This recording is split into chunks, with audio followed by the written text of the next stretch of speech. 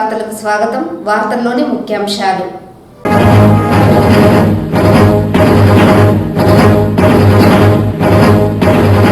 రెండు 2024 ఎన్నికల్లో గెలిచేందుకు వైకాపా ప్రభుత్వం దొంగ ఓట్లు సృష్టించి నీచ రాజకీయాలకు తెరతీయడం బాధాకరం. టీడీపీ నేతల ఆగ్రహం.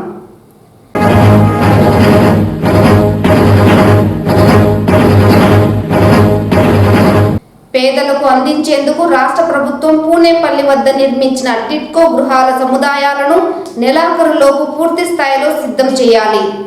నగర కమిషనర్ అరుణ ఆదేశం.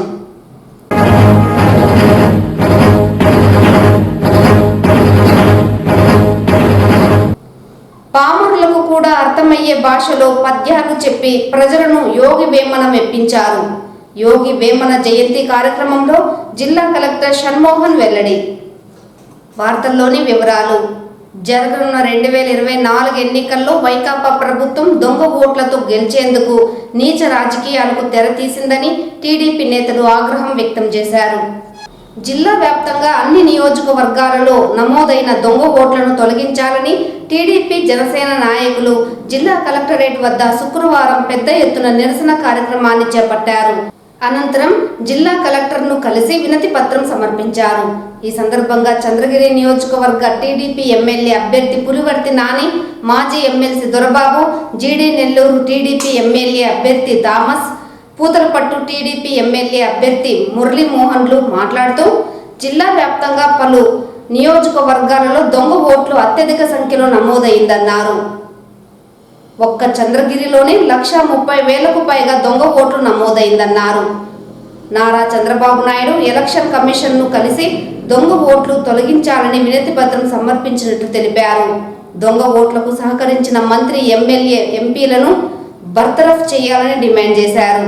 చిత్తూరు, కడప, నెల్లూరు, చంద్రగిరి తదితర ప్రాంతాలలో ఎర్రచందనం స్మగ్లర్లకు వైసీపీ ఎమ్మెల్యే టికెట్ ఇచ్చిందని ఎద్దేవా చేశారు. ప్రజలు అన్ని గమనిస్తున్నారని, రాబోయే ఎన్నికల్లో తగిన గుణపాఠం చెబుతారని అన్నారు. పెద్ద ఎత్తున టీడీపీ నాయకులు, కార్యకర్తలు పాల్గొన్నారు. దుడ్డు పడుస్తున్న జగన్ సర్కార్ వెంటనే రద్దు చేయాలి. దొంగ ఓట్లు రద్దు చేయాలి చెప్పండి. వైకాపా వారు చేర్పించిన దొంగ ఓట్లను, వైకాపా వారు చేర్పించిన దొంగ ఓట్లను, ఓటుమి భయంతోనే వైకాపా దొంగ ఓట్లు, ఓటుమి భయంతోనే, ఓటుమి భయంతోనే, ఓటుమి భయంతోనే, ఓటుమి భయంతోనే దొంగ ఓటర్లకు సహకరించిన అధికారులపై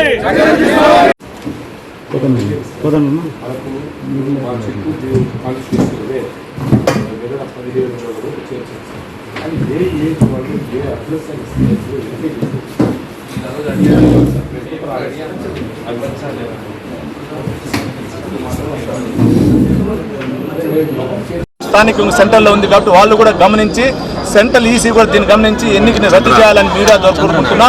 ముఖ్యమైన విషయం, కోడికత్తి శ్రీను గారు ఈరోజు వాళ్ళ కుటుంబ సభ్యులు ఏ విధంగా బాధపడుతున్నారు మీకు తెలుసు. మన జగన్మోహన్ రెడ్డి గారు అంబేద్కర్ స్టాచ్యూ ఓపెన్ చేస్తున్నాను, రాష్ట్రంలో దేశంలో ఎక్కడ లేదని చెప్పారు. కానీ ఈ రోజు అంబేద్కర్ కి సంబంధించిన ఎస్సీ సోదరుల్ని ఈ ప్రభుత్వం వచ్చినాక ఏ విధంగా చంపబడ్డారో మీకు తెలుసు. ఊరికే పేరుకే ఎస్సీ సోదరుల్ని, ఎస్టీ సోదరుల్ని, బీసీ సోదరులు వాడుకుంటున్నారు. కానీ ఏ విధంగా వాళ్ళు వాళ్ళు అనదొక్కడం మీకు తెలుసు. దానిలో భాగంగా కోడికత్తి శ్రీనికి కూడా ఇంతవరకు బెయిల్ రాలా. వాళ్ళకు కూడా మద్దతు తెలుస్తూ వాళ్ళని కూడా తొందరగా బెయిల్ రిలీజ్ చేసి ఈ జగన్మోహన్ రెడ్డి గారి నాయకత్వంలో పనిచేస్తున్నటువంటి వైసీపీ ఎమ్మెల్యేలు కానీ అభ్యర్థులందరూ కూడా మీ ద్వారా తెలియజేసుకుంటున్న రాష్ట్ర ప్రజలకు కానీ చిత్తూరు జిల్లా పార్లమెంట్ లో కానీ ఓడించాలని ప్రతి ఒక్కరిని కూడా మీడియా ద్వారా కోరుకుంటున్నాం. ఈరోజు చిత్తూరు జిల్లాలో 7 అసెంబ్లీ కాన్స్టిట్యున్సీలలో దొంగ ఓట్లని సుమారు 1,27,000 ఓట్లు దాకా చేర్పించారు. దొంగ ఓట్లు చేర్పించారు. దాన్ని ఈరోజు లోపల ఉండే వాళ్ళు ఎంతమంది ఉన్నారో లిస్టు ఇవ్వమన్నాం. ఎందుకంటే వాళ్ళు 40 ఏళ్ళు 50 ఏళ్ళు ఉండే వాళ్ళని బయట నుంచి తీసుకొని చేర్పిస్తూ ఉన్నారు. ఇది అన్యాయం. వాళ్ళు చెప్పిందేమి, వయసు 18 ఏళ్ళు వాళ్ళకి మేము ఓటు కల్పిస్తాము అని అన్నారు.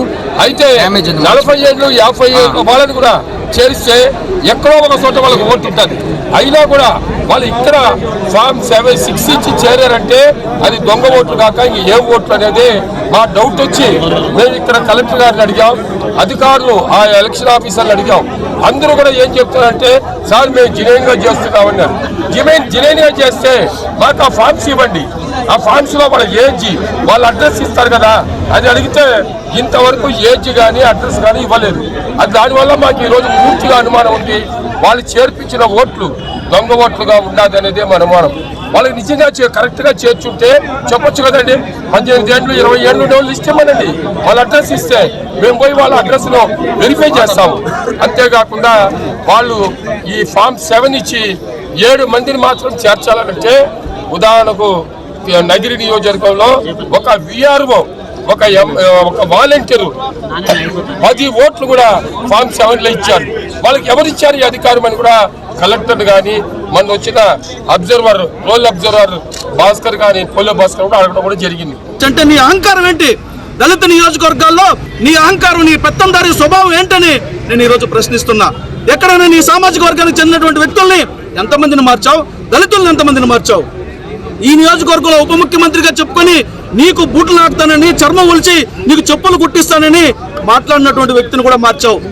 అంటే నీకు చర్మం ఒలిచి చెప్పులు కుట్టిస్తానని చెప్పిన వ్యక్తిని కూడా నువ్వు కనీసం రక్షించలేవు, ఆ నియోజకవర్గాల్లో కొనసాగించలేకపోయావంటే దళితుల పట్ల నీకేం ప్రేమ ఉంది?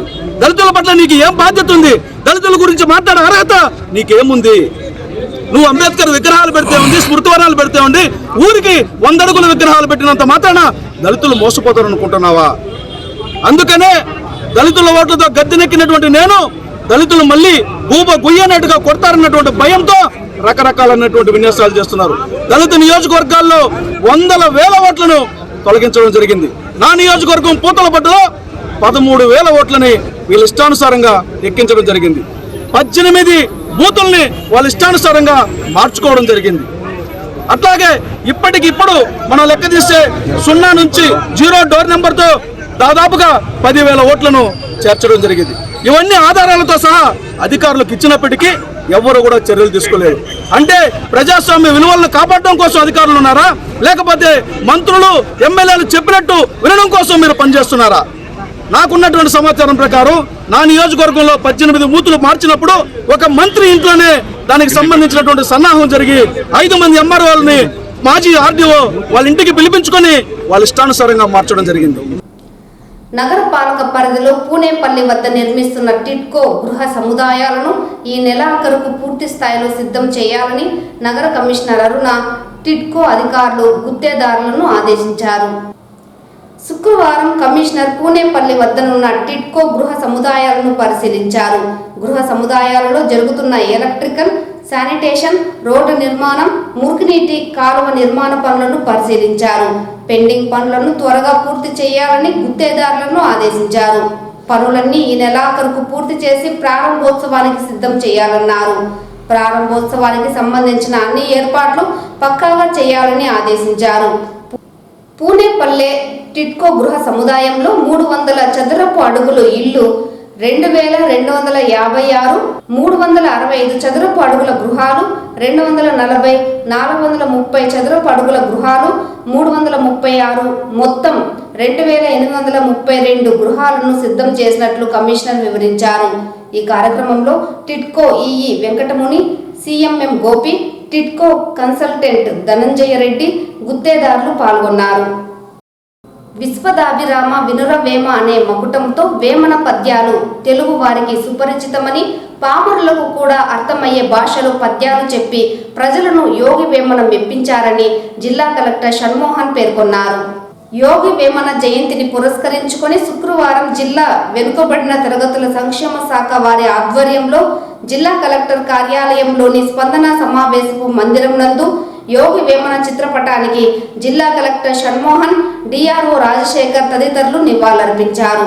ఈ సందర్భంగా జిల్లా కలెక్టర్ షణ్మోహన్ మాట్లాడుతూ యోగి వేమన తెలుగు భాషలో భారతీయ తత్వవేత్త మరియు కవి అని, వేమన కవితలలో సరళమైన భాష మరియు స్థానిక యాసలను ఉపయోగించడం ద్వారా ప్రసిద్ధి చెందారని, 1839 సంవత్సరంలో పుస్తక రూపంలో సిపి బ్రౌన్ ద్వారా వేమన పద్యాలు తొలిసారిగా వెలుగులోకి వచ్చాయని, పామరులు కూడా అర్థమయ్యే భాషలో పద్యాలు చెప్పి ప్రజలను మెప్పించారన్నారు. శ్రీ యోగి వేమన పద్యాలలోని అనేక పంక్తులు ఇప్పుడు తెలుగు భాష యొక్క వ్యవహారిక పదబంధాలని తెలిపారు. యోగి వేమన చిత్రపటానికి బీసీ సంక్షేమ శాఖ అధికారి రబ్బాని భాష, DM civil supply Chandrababu, AO Kulasekhar తదితరులు నివాళులర్పించారు. చిత్తూరు నగరంలోని మహావీర్ బ్రిడ్జ్ పైన ఆర్టీసీ బస్సు ఢీకొని మృతి చెందిన వ్యక్తి ఆచూకీ లభ్యమైనట్లు ట్రాఫిక్ సిఐ నిత్యబాబు శుక్రవారం తెలిపారు. ఈ సందర్భంగా ఆయన మీడియాతో మాట్లాడుతూ, ఎస్టేట్లో వెల్డర్గా పనిచేస్తున్న పెద్ద హరిజనవాడకు చెందిన ప్రభు గురువారం రాత్రి పనులు ముగించుకొని మహావీర్ బ్రిడ్జ్ పైన నడిచి వస్తూ ఉండగా ఆర్టీసీ బస్సు ప్రమాదవశాత్తు ఢీకొనడంతో అక్కడికక్కడే మృతి చెందినట్లు తెలిపారు. అతనికి భార్య, 2 కూతుర్లు ఉన్నట్లు తెలిపారు. ఈ ఘటన పైన కేసు నమోదు చేసి దర్యాప్తు చేస్తున్నట్లు వెల్లడించారు. ఇలా ఉండగా వ్యసనాలకు బానిసలై యువతతో పాటు ప్రజలు తమ జీవితాలను బుగ్గిపాలు చేసుకోవద్దని, వ్యసనాల బారిన పడే సమయంలో తమ కుటుంబ సభ్యులను గుర్తించుకోవాలని ఈ సందర్భంగా ఆయన స్పష్టం చేశారు. ఫేస్ పూర్తి స్థాయిలో ఐడెంటిఫై కాకపోవడం, దీనివల్ల మేము మీడియా మిత్రుల ద్వారా ప్రజలకు ఏమైనా సమాచారం తెలిస్తే తెలపండి అని చెప్పేసి విన్నవించడం జరిగింది. దానికి స్పందనగా ఈరోజు మార్నింగ్ ఒక 2-3 ఫోన్ చేసి మాకు వచ్చి బాడీని చూశారు. అందులో చిత్తూరు పెద్ద హరిజనవాడకు చెందినటువంటి ప్రభు 39 సంవత్సరాలు అనే అతను ఎస్టేట్లో వెల్డింగ్ వర్క్ చేస్తూ జీవనం సాగిస్తున్నాడు. వాళ్ళ భార్య, పిల్లలు వీళ్ళు వచ్చి చూసి గుర్తుపట్టి వాళ్ళ భర్త, వాళ్ళ తండ్రి అని చెప్పేసి తెలపడం జరిగింది. ఈ ప్రమాదం జరగడం అనేది దురదృష్టమైనటువంటి సంఘటన. అతనికి 2 ఆడపిల్లలు ఉన్నారు. భార్య, బిడ్డలు ఇప్పుడు అనాథలయ్యారు. ఈ దీనిలో ఫైండ్ అవుట్ చేయడంలో సహకరించినటువంటి మీడియా మిత్రులకి మరియు ఇతర గ్రూపుల్లో సోషల్ మీడియాలో ఫార్వర్డ్ చేసి వెంటనే స్పందించి సమాచారం చేరవేసినటువంటి పబ్లిక్కి అందరికీ ధన్యవాదాలు. అదేవిధంగా ఇప్పుడు తాగేసి వాహనాలు నడుపుతున్నారు. ఇప్పుడు జరుగుతున్నటువంటి యాక్సిడెంట్స్లో 70-80% యాక్సిడెంట్స్ చనిపోయిన వాళ్ళు కానీ, లేదంటే గుద్దిన వాళ్ళు కానీ తాగిన మైకంలో ఉన్న వాళ్ళే. మేము చాలా డ్రంక్ అండ్ డ్రైవ్ చెకింగ్లు చేసినప్పుడు వాళ్ళు చెప్తున్నది, మేము మార్నింగ్ తాగాము ఇప్పుడు తాగలేదు, మధ్యాహ్నం తాగాము ఇప్పుడు తాగలేదు, నైట్ తాగాము ఇప్పుడు తాగలేదు అని చెప్పేసి ఈ రీజన్స్ చెప్తా ఉన్నారు. ఫ్యామిలీస్ను మీరు మనం నిర్లక్ష్యం చేసుకుంటున్నాము అంటే అదొక ఇది. కానీ మన వెనక ఒక ఫ్యామిలీ ఉంటుంది. ఆ ఫ్యామిలీ ఎంత సఫర్ అవుతుంది అనేది మీరు ఒకసారి దృష్టిలో పెట్టుకొని, తాగే అలవాటు ఉన్నటువంటి వ్యక్తులు వాహనాలను నడిపేయకుండా ఎవరో ఒకరి సాయంతో గమ్యస్థానాలకు చేరాలి. దయచేసి ఇది రిక్వెస్ట్. దీని చాలా భయానకమైనటువంటి పరిస్థితి. మనకి యుద్ధంలో చనిపోయే వాళ్ళకంటే రోడ్ యాక్సిడెంట్స్లో చనిపోయే వాళ్ళే ఈ ప్రపంచంలో ఎక్కువ మంది ఉన్నారు. ఒక చిన్న నిర్లక్ష్యం అనేది జీవితాన్నే తలకిందులు చేస్తుంది. కాబట్టి మనకి తెలిసిన శత్రువుతో అయినా పోరాటం చేయొచ్చు, తప్పించుకోవచ్చు. కానీ ఒక చిన్న నిర్లక్ష్యం వల్ల, కొద్దిపాటి నిర్లక్ష్యం వల్ల జీవితాలే తారుమారవుతాయి. కాబట్టి ప్రతి ఒక్కరూ ప్రమాదాలు జరగకోకుండా ఉండేదానికి అవసరమైనటువంటి నియమ నిబంధనల్ని ప్రతి ఒక్కరూ పాటించాలని, అందుకు పాటిస్తూ ఇతరుల చేత కూడా అవేర్నెస్ కల్పించి ఇతరుల చేత కూడా పాటించేటట్టు చూడాలని, ఎవరైనా రోడ్డు విషయంలో నియమ నిబంధనల్లో తప్పులు చేస్తున్నట్లయితే వాళ్ళను క్వశ్చనింగ్ చేయడం పౌరునిగా ప్రతి ఒక్కరికి హక్కు ఉంది. అలా ప్రతి ఒక్కరూ క్వశ్చనింగ్ చేస్తున్నప్పుడే మిగతా వాళ్ళు కూడా మారతారు. ఇప్పుడు ఎలా అయిపోయిందంటే, రోడ్ అంత సక్రమంగా నియమాలను పాటిస్తున్నా కూడా ఒకరు షార్ట్ కట్ వెతుక్కొని పోయేదాన్ని చూసి వాళ్ళకేం కాలేదు, వాళ్ళని ఎవరు అడగలేదు, మనం కూడా అదే దారిలో పోదామని చెప్పేసి ఎక్కువ మంది అది ఫాలో అవుతున్నారు. అది ఏమాత్రము సమర్థనీయము కాదు, సమంజసము కాదు. దయచేసి రోడ్డు నియమాలను పాటించే విషయంలో ప్రతి ఒక్కరూ కఠినంగా ఇతరుల పట్ల వ్యవహరించాలని, అంటే సలహాపూర్వకంగా కానీ వినని వాళ్ళగా వినకుండా ర్యాష్గా మాట్లాడే వాళ్ళ విషయంలో కొంచెం గట్టిగానే వ్యవహరించాలని, అలా ఎవరైనా రోడ్డు నియమాలను సరిగా పాటించకుండా మీరు క్వశ్చనింగ్ చేసినప్పుడు కనుక ఏమైనా తప్పుగా మాట్లాడేటట్టుగైతే కనుక మా దృష్టికి తీసుకొస్తే ఇమీడియట్గా మేము యాక్షన్ తీసుకుంటాము, వాళ్ళకు గట్టిగా చెప్తాము. ప్రతి ఒక్కరు రోడ్డు నియమాలను పాటించండి. ఈ సొసైటీని ప్రమాదరహిత సొసైటీగా మనము ప్రతి ఒక్కరూ మర్చుకోవాల్సిన బాధ్యత మనపైనే ఉంది. ఇందులో ఎవరు అతీతులు కాదు, రోడ్డు ప్రమాదాలు జరిగే విషయంలో ఎవరు అతీతులం కాదు. కాబట్టి డ్రైవింగ్ బాగా వచ్చు, నేను తోపు అనుకునేదానికి ఏమీ లేదు. ఎలక్ట్రానిక్ ఓటింగ్ మిషన్లపై ప్రతి ఒక్కరూ అవగాహన పెంచుకోవాలని నగర కమిషనర్ అరుణ చెప్పారు. ఈ సందర్భంగా నగర పాలక కార్యాలయంలో ట్రాన్స్జెండర్లకు ప్రత్యేకంగా ఈవీఎంలపై అవగాహన కార్యక్రమాన్ని నిర్వహించారు. అనంతరం ఎన్నికల్లో వినియోగించే ఈవీఎంలపై కమిషనర్ అవగాహన కల్పించారు. ఈవీఎంలు ప్రధానంగా 3 భాగాలు ఉంటాయని, బ్యాలెట్ యూనిట్, కంట్రోల్ యూనిట్, వీవీప్యాట్ల గురించి వివరించారు. ఈవీఎంలో గుర్తులు ఎలా ఉంటాయి, ఓటు ఏ విధంగా వేయాలి, వేసిన ఓటు సక్రమంగా నమోదు అయిందా లేదా అనే విషయాలపై అవగాహన కల్పించారు. అర్హులైన ట్రాన్స్జెండర్లు ఓటు హక్కు నమోదు చేసుకోవాలని, ఎన్నికల్లో తప్పనిసరిగా ఓటు హక్కు వినియోగించుకోవాలని పిలుపునిచ్చారు. ఈ కార్యక్రమంలో సహాయక commissioner Govardhan, ACP Ramakrishnudu, ME Gomathi, MHO Lokesh, DE Ramana తదితరులు పాల్గొన్నారు.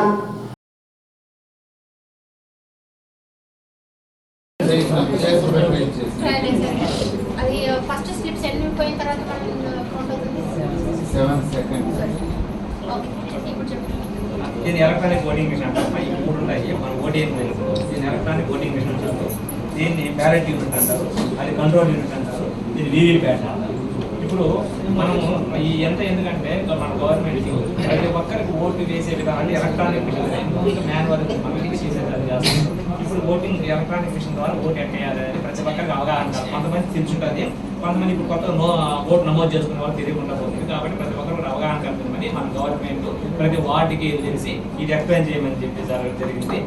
27వ తేదీలోపు పోలింగ్ బూత్ కేంద్రాలలో అన్ని సౌకర్యాలను ఏర్పాటు చేయాలని చిత్తూరు మండల విద్యాశాఖ అధికారి సెల్వరాజ్ ఆదేశించారు. శుక్రవారం చిత్తూరు నగరంలోని లిటిల్ ఫ్లవర్ ఉన్నత పాఠశాలలో ప్రధానోపాధ్యాయులతో సమావేశం నిర్వహించారు. ఈ సందర్భంగా ఆయన మాట్లాడుతూ పోలింగ్ బూత్లో ఉన్న పాఠశాలల్లో ఈ నెల 27వ తేదీలోపు ర్యాంప్, త్రాగునీటి సౌకర్యము, మరుగుదొడ్డి సౌకర్యం, ఇతర అన్ని రకాలైన సౌకర్యాలను ఏర్పాటు చేయాలన్నారు. దీనిని సెక్టోరియల్ అధికారులు పరిశీలించి ధృవీకరిస్తారని తెలిపారు. ఈ కార్యక్రమంలో ఎంఈఓ2 మోహన్, ప్రధానోపాధ్యాయులు పాల్గొన్నారు. ఆ తర్వాత రిపోర్ట్లో కనుక ఎక్కడైనా ఫెసిలిటీ లేదు అని వస్తే ఆ concern head master has to face some kind of complications face చేయాల్సి ఉంటుంది. కాబట్టి దానికి సంబంధించి ఏమి వస్తుందో దాన్ని తీసుకోవాల్సి ఉంటుంది. సో ఈ పరిస్థితి లేకుండా మనకి ఈరోజు 19 మన ఈ ఫెసిలిటీస్ కల్పించడానికి మన అన్ని రోజులు అవసరం లేదు. ఈరోజు మనం ఫైండ్ అవుట్ చేస్తాము ఈ సమస్య ఈ ఫెసిలిటీ లేదని, దీనికి ఫండ్ ఎక్కడి నుంచి రావాలి, అది వచ్చేది లేట్ అయితే మన దగ్గర నుంచి ఒకటి చేసేయండి, మళ్ళీ దాన్ని రీంబర్స్ మీకు ఇస్తాం. మేము ఏ స్కూల్ వాళ్ళు చెప్తాము, ఆ స్కూల్ వాళ్ళు మీకు చెక్ ఇస్తారు, మీరు దాన్ని తీసుకోవాలి. ఆ చెక్ ఇచ్చిన తర్వాత దాన్ని మేము విత్డ్రా చేసిన తర్వాతనే పని చేస్తామని అనుకోవద్దండి. ఎంత త్వరగా మీరు చేసేస్తే అంత త్వరగా మీరు ప్రశాంతంగా ఉండొచ్చు. కాబట్టి మనం 27 వరకు మనకు టైం ఉంది కదా, అప్పుడు చేద్దామని చెప్పి రోజు పోయి మీరు స్కూల్లో పోయి కూర్చోవాల్సిన అవసరం లేదు. మీరు ఆ ఫెసిలిటీస్ కల్పించేసి సెక్టరల్ ఆఫీసర్ చూపించేసారంటే మళ్ళీ మీరు స్కూల్లో ఉండాలి, లేకపోయినా పర్వాలేదు. లేదంటే మీరు స్కూల్లో ఉండాల్సిందే. వాళ్ళు ఏ టైంలో వస్తారో ఆ టైంలో స్కూల్లో ఉండాల్సిందే. మీరు ఆ సెక్టరల్ ఆఫీసర్ ఫోన్ నెంబర్ పెట్టుకోవాలి. సెక్టరల్ ఆఫీసర్ ఏ టైంకి వస్తారో కనుక్కొని ఆ టైంకి వెళ్ళి తీసి దాని రూమ్ అంతా తెరిచి చూపించి అన్ని ఫెసిలిటీస్ ఉన్నాయని ఆయన రిపోర్ట్లో నోట్ చేసుకొని వెళ్ళేటట్టుగా చేయాల్సిన బాధ్యత హెడ్ మాస్టర్గా మనందరికీ ఉంది. హెడ్ మాస్టర్స్ అందరూ కూడా ఇది చేయాలి. ఇప్పుడు ఇక్కడికి రానటువంటి మీటింగ్కి రానటువంటి హెడ్ మాస్టర్లు ఎవరు ఉంటే వాళ్ళకు కూడా మేము మెసేజ్ పెడతాము. అందరూ కూడా దీన్ని చేయాల్సి ఉంటుంది. ఈ ఎలక్షన్ పోలింగ్ స్టేషన్ లేకుండా ఏ స్కూల్ అయినా ఉందా? ఎవరైనా హెడ్ మాస్టర్ తిరుమల శ్రీవారిని ఈరోజు ఉదయం వీఐపీ విరామ సమయంలో పలువురు ప్రముఖులు దర్శించుకున్నారు. స్వామివారిని దర్శించుకున్న వారిలో AP CS Jawahar Reddy, Karnataka high court chief justice Prasanna B Varale, MLC Kancharla Srikanth, DIG Ammireddy, జిల్లా ఇన్ఛార్జ్ మంత్రి ఉషశ్రీ చరణ్ వేరువేరుగా స్వామివారి సేవలో పాల్గొని మొక్కులు చెల్లించుకున్నారు. శ్రీవారి దర్శనార్థం తిరుమలకు విచ్చేసిన వీరికి ఆలయ అధికారులు స్వాగతం పలికి దర్శన ఏర్పాట్లు చేశారు. అనంతరం రంగనాథ మండపంలో వేద పండితులు వేద ఆశీర్వచనం చేసి స్వామివారి తీర్థ ప్రసాదాలను అందజేశారు.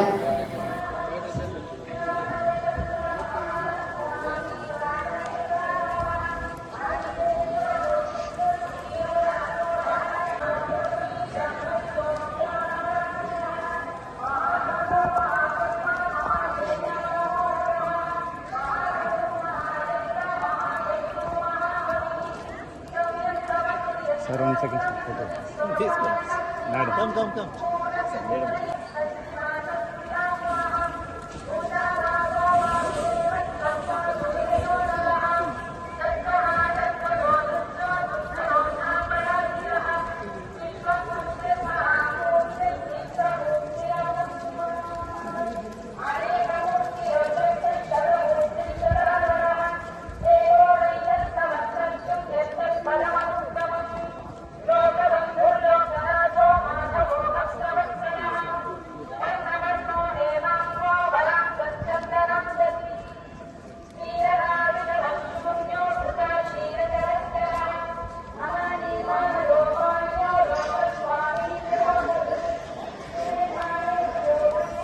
ఈ వార్తలు ఇంతటితో సమాప్తం. నమస్కారం.